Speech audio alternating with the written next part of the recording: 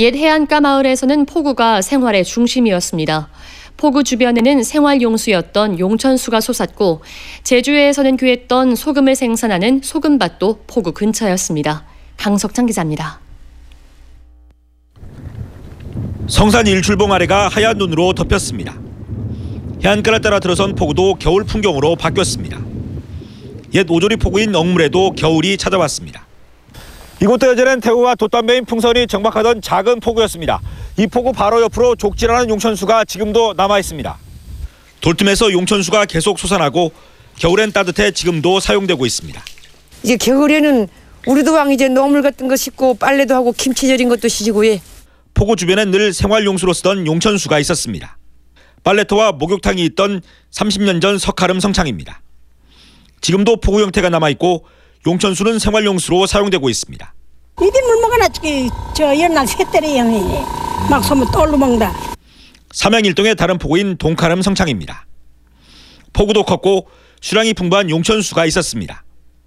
하지만 지금은 모두 매립됐고 포구 자리엔 삼양수원지가 들어섰습니다. 전형적인 제주 포구의 특징이 있던 고내 포구입니다. 포구 옆으론 우주물이라는 용천수가 있었습니다. 해안도로가 뚫리면서 포구는 흔적만 남아 있습니다.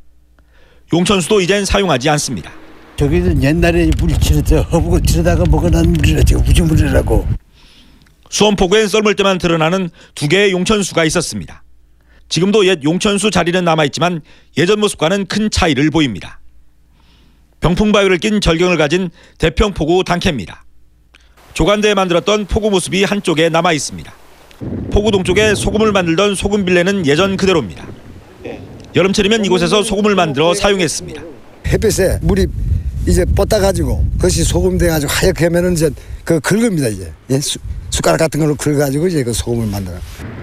제주에선 16세기가 돼서야 조간대 평평한 돌을 이용하거나 흙으로 틀을 짜 소금을 만들기 시작했습니다. 물보다 소금이 더 귀해서 작은 포구 주변에도 소금밭이 만들어졌습니다.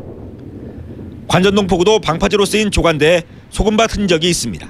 저편이 그것이 빌레가 넓은 데는 그지서 소금도 하고 요지도 조금씩 소금하고 못 사는 사람들 옛날에게 예전에도 제법 규모가 컸던 구원 포구입니다. 지금은 대규모망만이 들어서 옛 모습을 찾아볼 수 없게 됐습니다. 하지만 2,400여 제곱미터로 제주에서 가장 큰 소금밭은 예전 그대로입니다. 이런 소금밭 흔적은 30곳이 넘는 포구 주변에서 확인됩니다. 바다밭 어장 관리라든가 아니면은 포구라든가 원담 그리고 하물며 돌소금밭 관리까지 여성들도 참여를 했습니다. 옛 제주 포구는 남성들이 바다로 조업을 나가던 곳이었고 여성들에겐 먹을 물과 소금을 공급하던 마을의 중심지였던 것입니다. JIBS 강석창입니다.